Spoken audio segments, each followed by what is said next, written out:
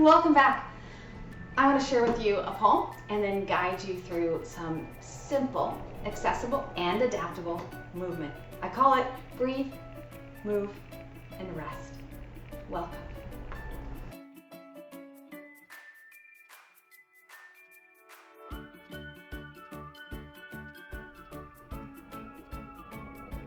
These words come from Eileen Olson, entitled Our Turn. Find a comfortable seat. Deepen the breath. And allow yourself to let these words wash over you. Whether they land and take root or just flow over and off. Receive what it is that is a blessing to you now. I turned to yoga for stress and found peace. I turned to yoga for movement and found stillness. I turned to yoga for flexibility and found stiffness. I turned to yoga to escape and found love. I turned to yoga to find friends and found solitude. I turned to yoga to find happiness and found bliss.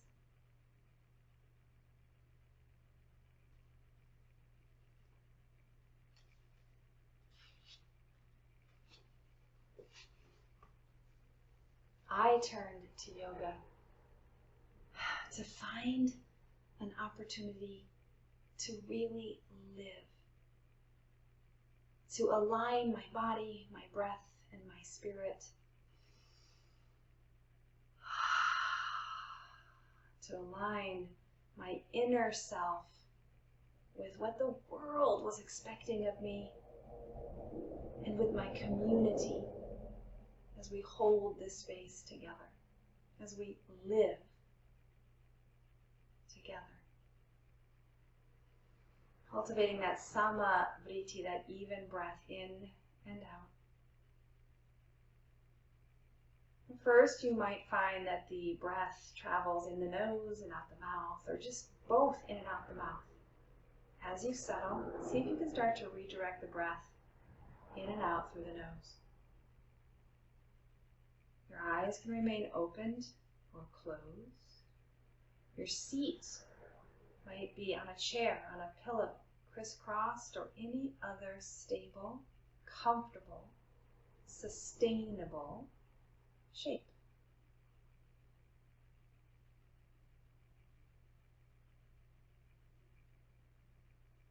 As you pause for breath in a moment of stillness, consider the movement of your day. Was there a lot of movement? Was it in the body? Was it in the thoughts of the mind? How can this practice counter the rest of your day? How can it complement what is in store for you beyond or even before now?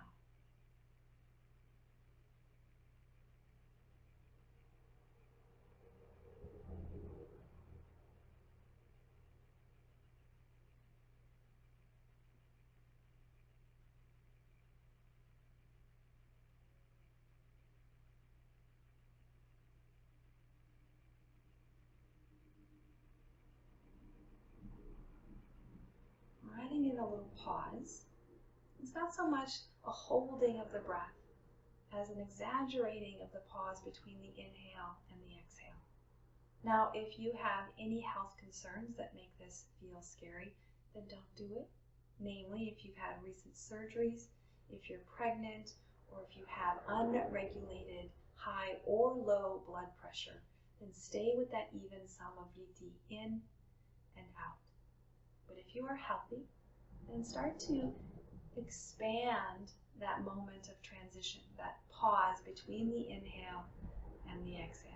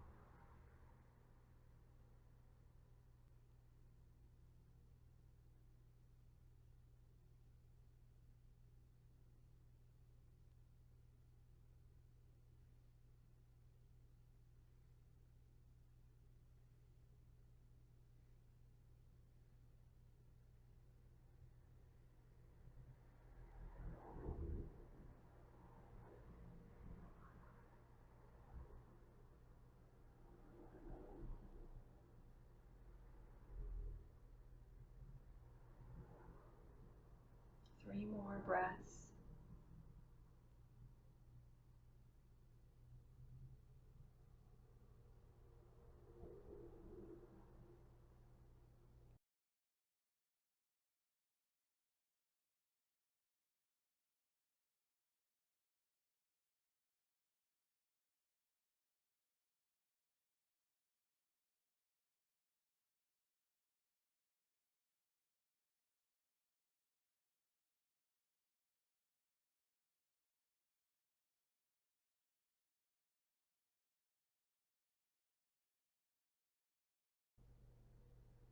Hold on. Let's start to bring some intentional movement in. You can box the arms or just let the elbows swing. Start slow. Just let the spine rotate. Now, the risk here is you might throw yourself more aggressively than you need to, particularly if it's late in your day. But keep those sits bones really rooted to whatever you're sitting on, and that will help ground and protect you from falling out of this gentle twisting of the cervical or the thoracic spine.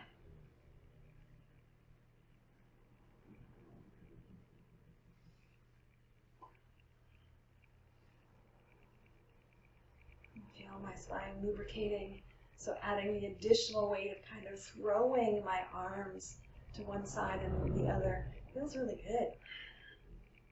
Good. 3, 2, last one.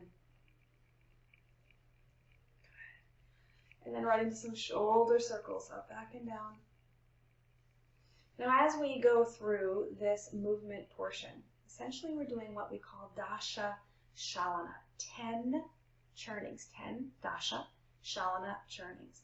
And so essentially we're going to work through 10 joints for some gentle lubrication. That means they're not the biggest range of motion and non-weight bearing, so that we can burn off the fascia, the webbing of our cellular structure, so that we can get back to free movement. And then when the muscles are warm, we can engage in more effort, right? So from those shoulders, we're now going to alternate one back and down, moving right into another twist variation. From there, you might like to lift an elbow, right? And getting a little more range of motion through that shoulder.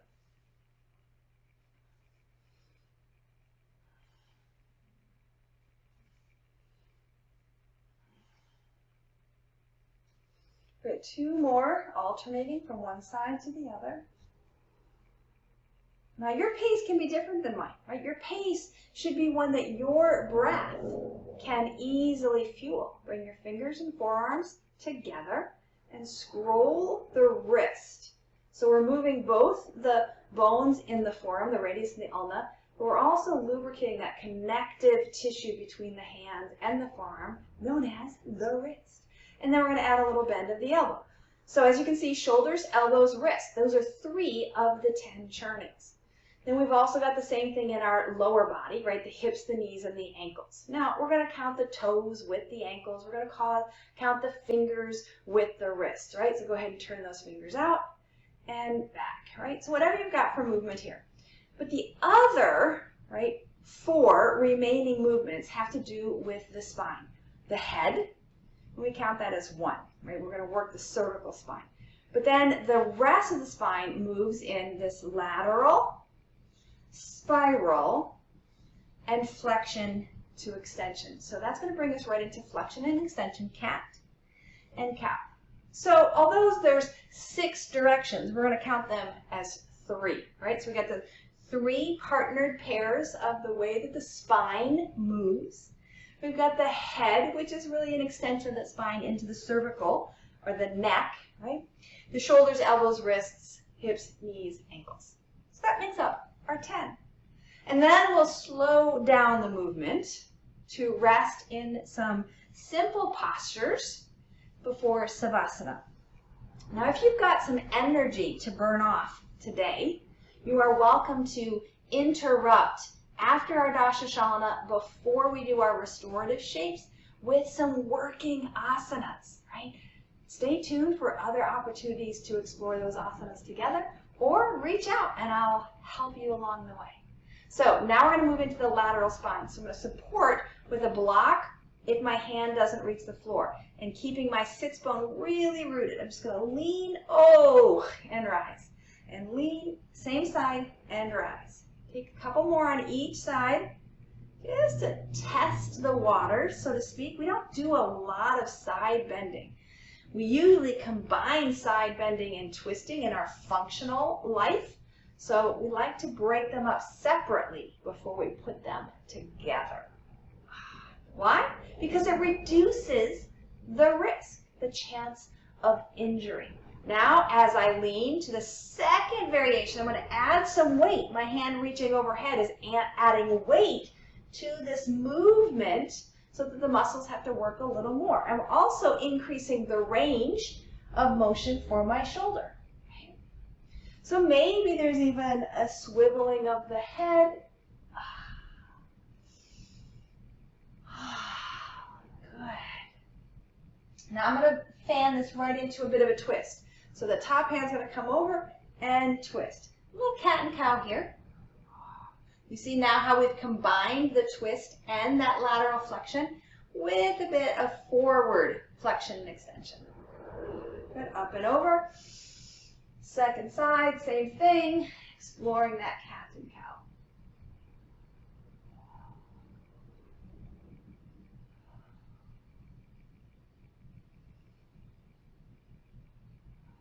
Good. Coming back through center, unwind, take the arms up and overhead. Bring them down through center. Good. One more time. Inhale up and over. So we're going to bring them down behind us. Exhale, bring them down behind the head. Press out. Good. Fold in. Press forward, rounding the back. One hand up, one hand down. Lift and look. Back through center. One hand up, opposite side. Lift and look. And back. Good. Sun breath up and open. Moving on into the head. Hands are going to come back down and hold the back of the head. Lift and lower.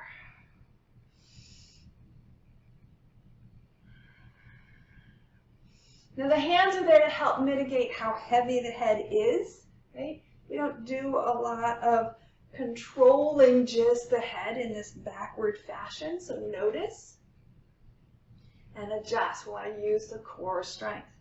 Good. A little variation here. Head comes up, hands come to the chest. Now you're going to pin the tissues of the chest, but don't collapse the head. You're going to lift the gaze up and then reach with the chin to stretch that tissue in the front of the neck and down into the chest.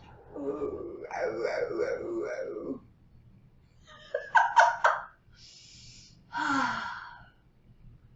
Good. Release the hands. They can rest on the body and then circle the nose.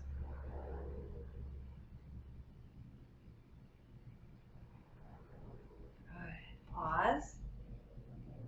If there's any wobblings to the left, stay here and then reverse the circle.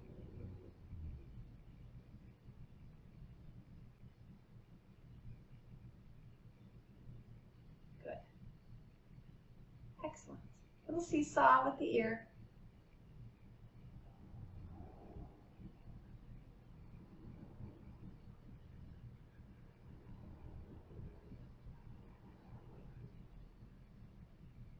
How's your breath?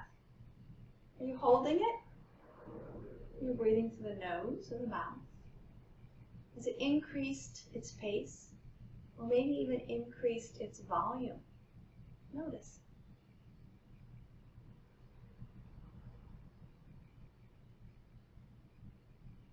Well done. So as we now move to the lower body, just going to untangle your legs if they're bound and bring them in front of you. Hand support from behind, just to rock the knees from side to side. Now this is getting a little bit of a twist, right? Watch my hips as they roll over one butt cheek to the other. So yeah, a little bit of a twist, but it's also giving me that grounded, my feet on the floor, rotation of my thigh, my femur bone in my hip socket to lubricate internal and external rotation.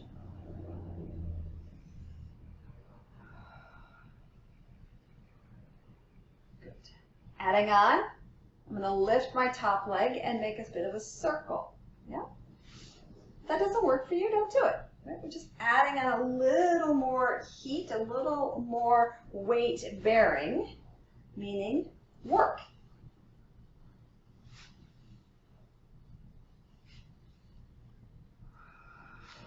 Good.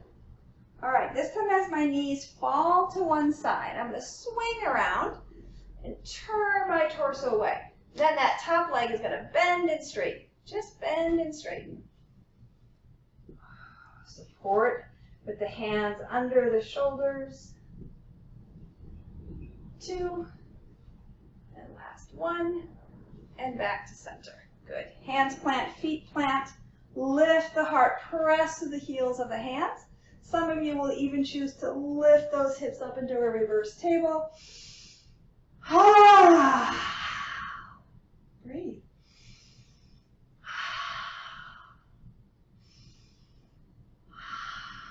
Let's take it over to the second side. So lower your hips, drop the knees, swivel that arm around, and then bend and straighten that top leg.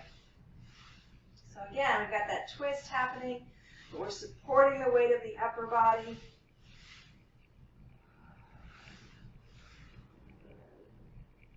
Lubricating the joints of the hip and the knee. Just a gentle, grounded repetition. Good. Last one. Time as you face forward, walk the hands around the soles of the feet together, Baddha Konasana or cobbler's pose, and come back to cat and cow.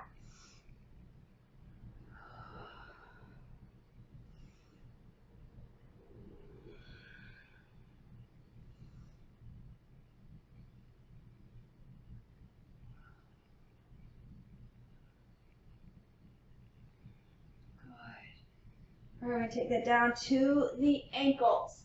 Now, you could extend one leg and simply cross anywhere on the other leg, just to create some space between the floor, right, and circle the ankle. If you've got room, you can also fold that unit up. That will bring you into a deeper stretch with the buttocks simultaneously. Good. After a circle, take it the other way.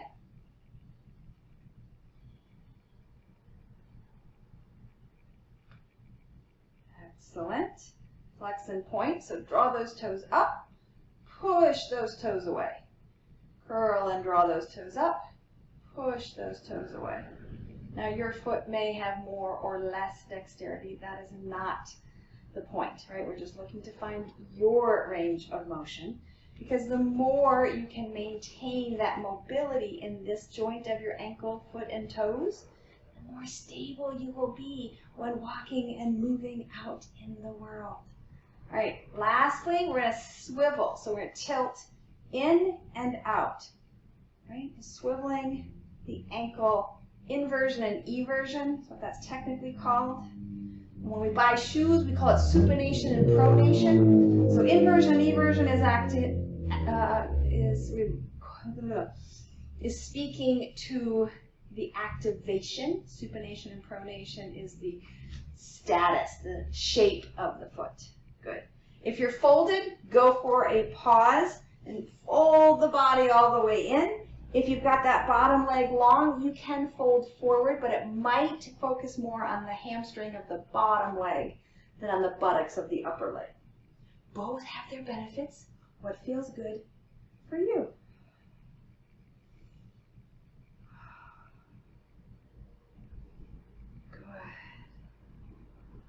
All right, go ahead and make room. Stand the feet. You might return to a couple of sways, or you might come into a couple of cat and cows. The placement of the feet will change how that thigh and pelvis move. So we transition then to your second side, right? Support, cross to circle.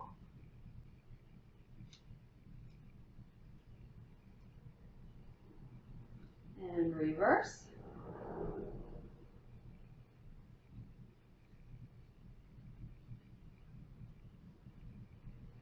Flex and point.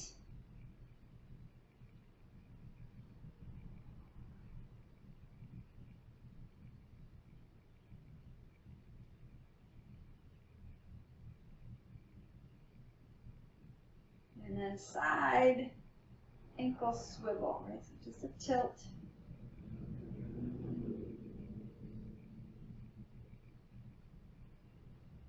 And then we're going to take it back into that piriformis, the buttock stretch. Release the ankle, slide till you feel that stretch. Now ideally, we want to keep the pelvic girdle stable. In other words, we don't want to lean on either direction. We want to keep hips equally rooted to the floor. Now it's a little bit more difficult to find what that space is because the bony landmarks are not there. We've landed onto the tissues of the buttocks. So wherever you are, just see if you're equal between your right and your left, and come back to center.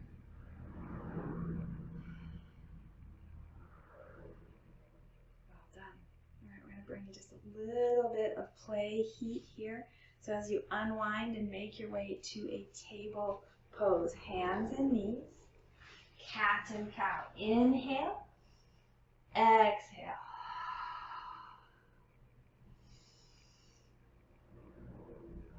What brings you to yoga? As far as I'm concerned, all of it is available. Right? So just knowing how to breathe, how to move, how to rest, how to show up and where and when and why, that's yoga. So set yourself back to a child's pose. Maybe the toes tuck under, maybe they don't. If you have a little more energy, you might tuck those toes, set the shoulders, meaning keep the weight back behind your hands as you press the hips up to downward dog. That's to protect your rotator cuff and the shoulder joint. Taking a few breaths, you can pedal out the heels of your feet. You can shake out your head. Just taking a moment to feel this orientation, this arrangement of your body in relationship to gravity. Good. And then keeping those arms long. If you're up, lower your knees to your table pose. If you're in child's pose, lift your hips. And then extending the hips forward, drop the chin as the hips lower. Slide the hips back, lift the chin. And again, take it forward. This is called spinal flossing. It's again another way in which to wake up the connective tissue. Not so much the muscular tissue that runs the length of the spine, but the connective tissue that holds the spinal cord. 2 more.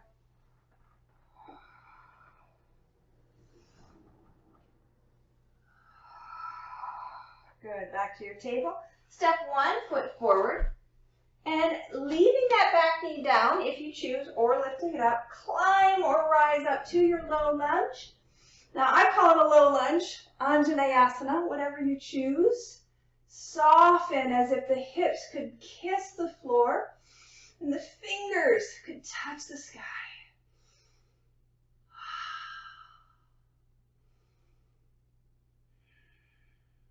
Good. Bring the hands down. Bring them to the inside and tuck those back toes under. We're going to lift the knee and the hips high enough to swivel. You might have to come all the way up. That's okay. Skandasana, a rock from side to side. I'm going to use this to swivel to the second side. You're going to come back to face the front and then switch your legs. And join me with the second side, low lunge. All right? So as you're ready, bring yourself back, touch down, and then step the opposite foot forward, back knee down, and climb the body up, finding that low lunge. And bringing in, welcoming in that deep, full belly breath.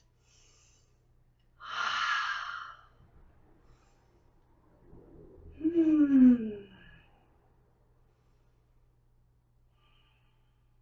Bring the hands down.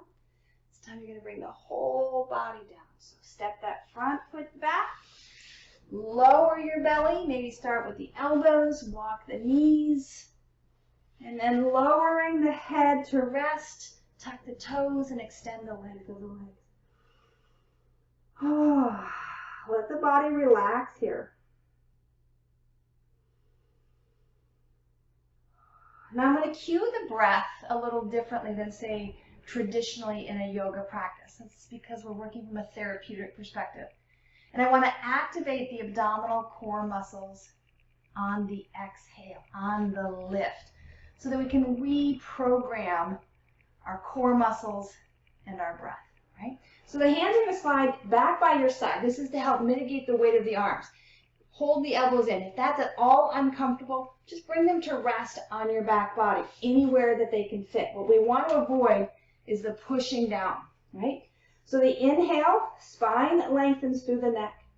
On the exhale, lifting from the base of the skull, lifting from the space between the shoulder blades, rise up. Lower, relax, and breathe in.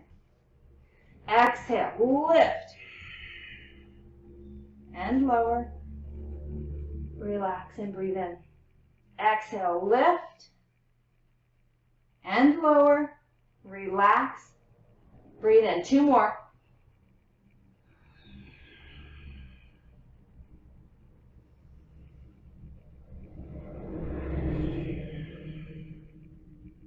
Beautiful. Make a pillow for your chin or your forehead. Fold your knees and sway. I'm going to roll right over. So I'm going to extend my right arm, use my left arm as a leverage to just flip on over to my back body. Okay. This is enough. Adjust for comfort. Feet just past my fingertips, parallel at the knees. Arms can be by my side, out to a T or out to a goddess, whatever feels good. We're going to lift those hips up first by tilting the pelvis, flattening the waistband. Press into the feet, squeeze the buttocks, and lift those hips up. Lower, relax, and inhale. Exhale, squeeze and press. Lower, relax, and inhale. Squeeze and press.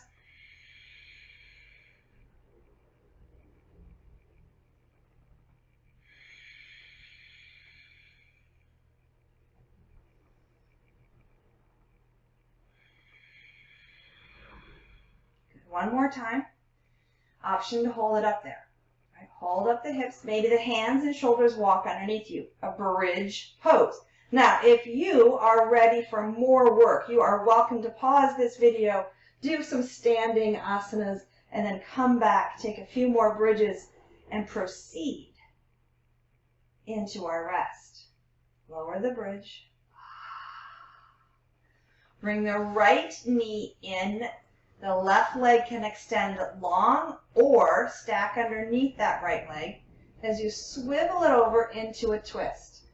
Now, if that right knee doesn't touch the floor, then a pillow is lovely to support you. We're looking to open up across that SI joint, the sacroiliac joint in the backside of the pelvis.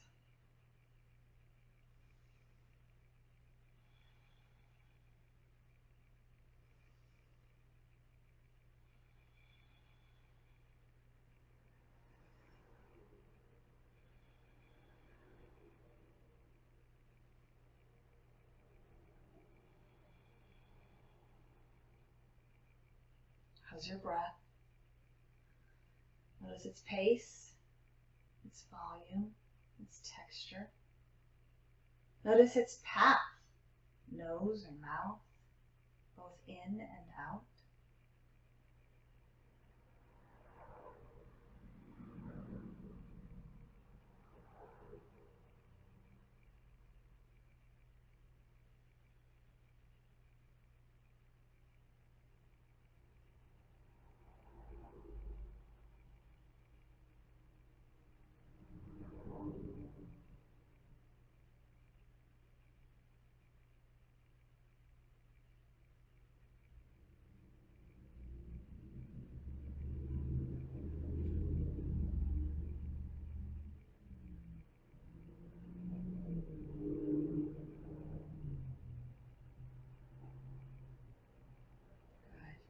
And as you unwind, you can move in any way that the body feels ready. I'm just going to support that unwinding of the hip as I extend that right leg on top at the ankle of the left leg.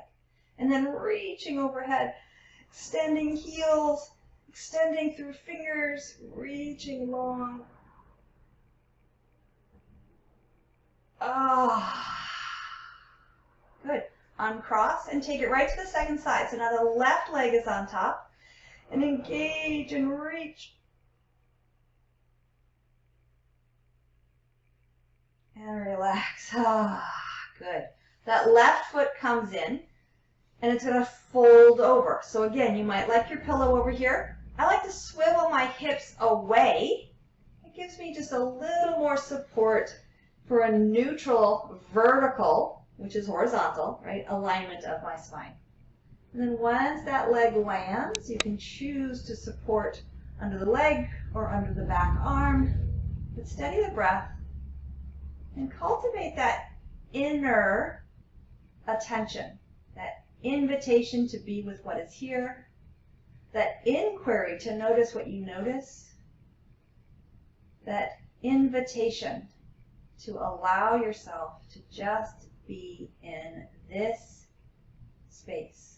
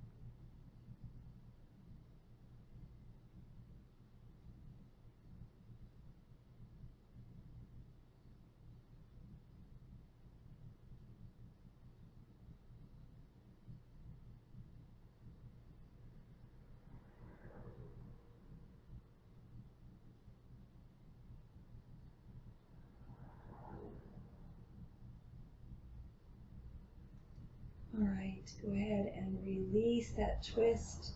Again, as you land on your back, you might want to extend long or join me in a happy baby, in which case the knees come in, fall open, rounding that low lumbar, and then maybe you reach towards the feet. This might be a gentle stillness or an easeful sway.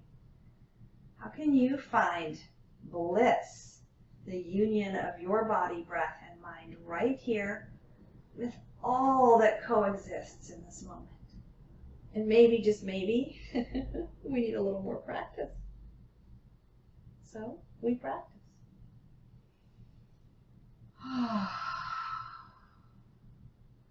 When the asana shapes feel complete, when the effort is done, set yourself back down. Maybe you bring in a prop underneath your knees, a pillow underneath your neck or head, aligning as much as you can into a very neutral place. And sometimes neutral is not natural. We have to remember to make neutral more natural through our practice of paying attention, of noticing and being with the transitions, of breathing, of moving, and resting.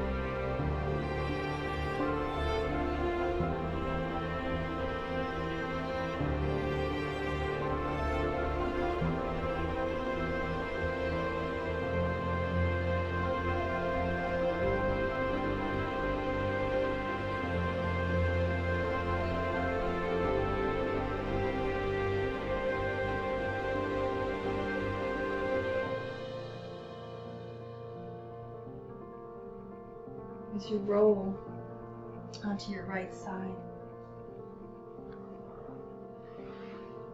consider what you turn to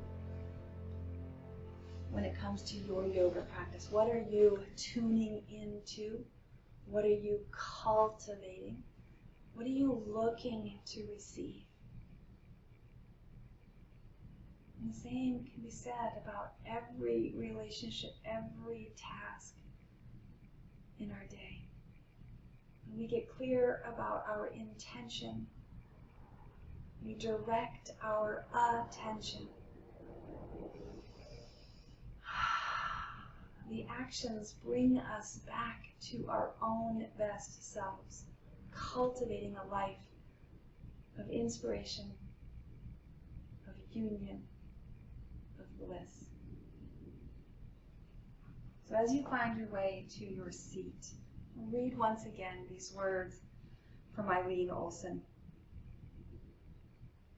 I turned to yoga for stress and found peace. I turned to yoga for movement and found stillness. I turned to yoga for flexibility and found stiffness. I turned to yoga to escape and found love. I turned to yoga to find friends and found solitude. I turned to yoga to find happiness and found bliss. I turned to yoga to find me, and I found you. And I am so grateful.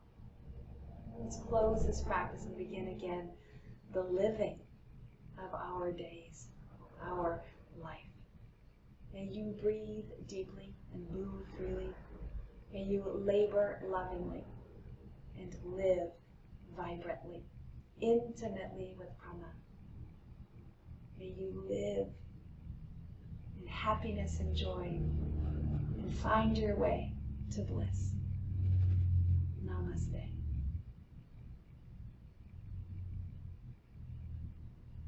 Thank you so much. I hope to see you next week, same time, same place, same station, or reach out and let's connect on your time, in real time, to support you in living your best life. Thanks, and bye for now.